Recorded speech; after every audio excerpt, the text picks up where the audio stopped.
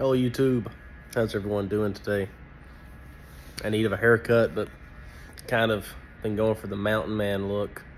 Um, Hence some things in this little short. I finally just decided I'm just going to branch out and start doing some different topics on hunting, firearms, knives, things along those lines. If you're not okay with it, you don't have to watch it.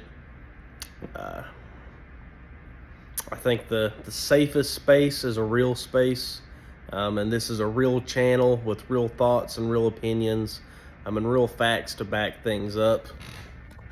But I would like to say in this little short, ballistics gel is not the end-all be-all. I'm just going to be honest with you. Ballistics gel can be a good way to look at the bullet performance,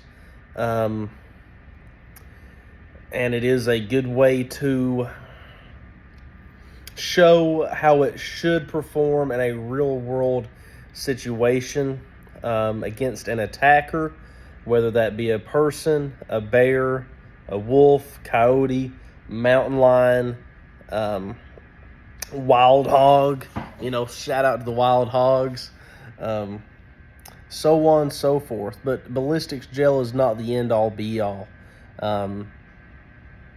The thickness is different from human and other animals.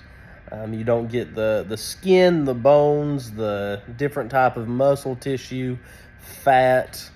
A gelatin ballistics test, a gelatin block is made to represent mostly the fat.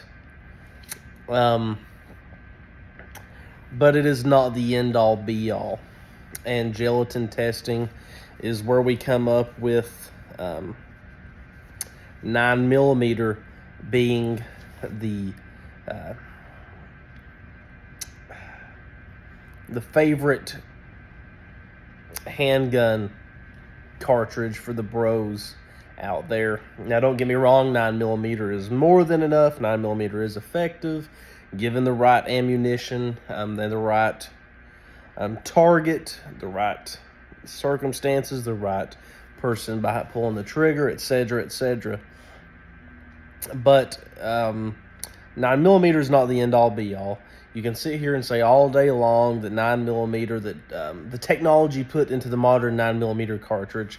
Okay, first of all, you're shooting full metal jacket 99.99% of the time. Second of all,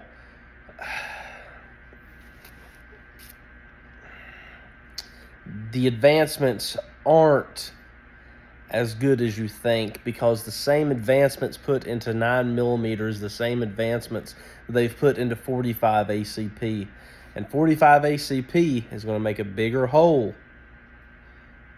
It's going to make a bigger hole. It's going to make a bigger wound channel. And sadly, gelatin testing, gelatin ballistics gel does not correlate that as good as, say, a pig carcass. Now, when they do these pig carcass tests, which is what they should be doing instead of ballistics, because not only are you adding the muscle tissue, ligaments, fat, and bone, and skin, but it's also the same density, or at least extremely similar to what a human is, versus the density of the ballistics gel could be different, and depending upon where you get the ballistics gel block from, etc., etc., it could be a complete density altogether. And then when you watch these ballistic gel tests, 9mm versus 45, on that gelatin test, full metal jacket to full metal jacket, federal HST to federal HST, they look very similar. Very similar. However, if you were to do the same thing with comparing 9mm to 38 special, they would look very similar as well.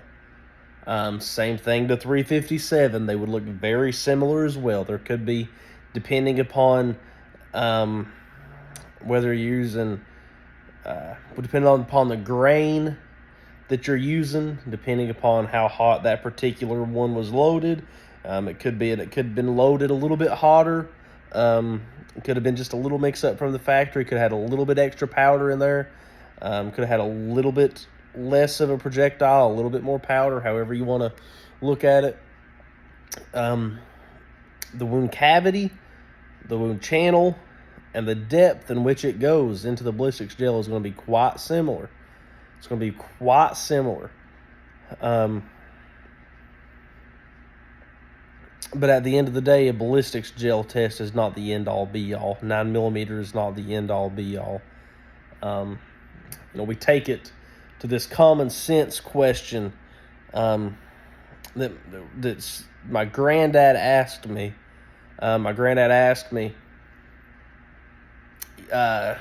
We're talking about self-defense handguns.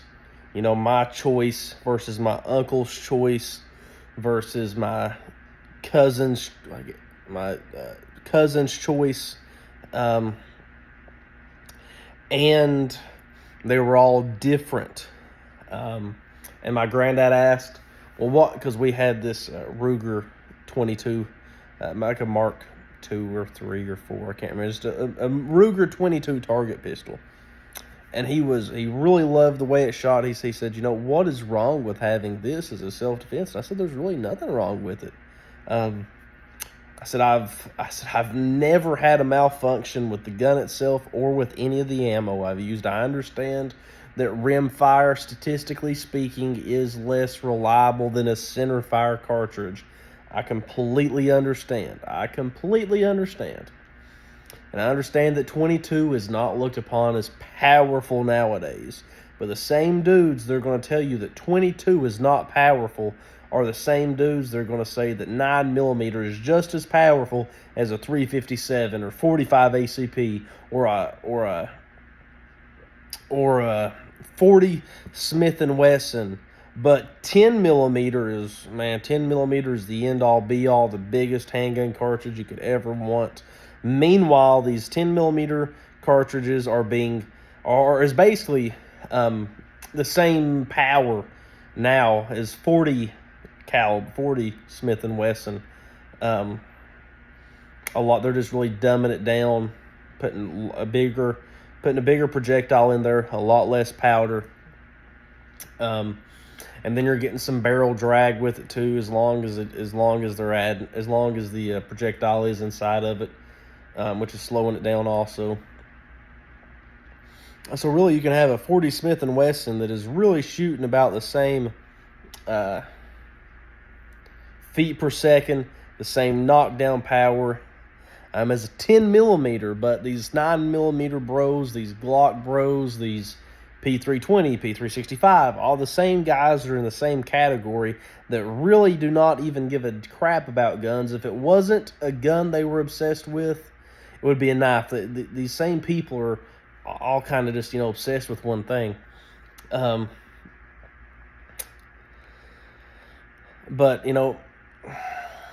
I told him, I said, there's nothing wrong with it. So there's nothing wrong with it. I said, here's the way I look at it. I don't want to get hit with any of them. I don't want to get hit with a BB gun. I don't. There's some BB guns that'll break the skin.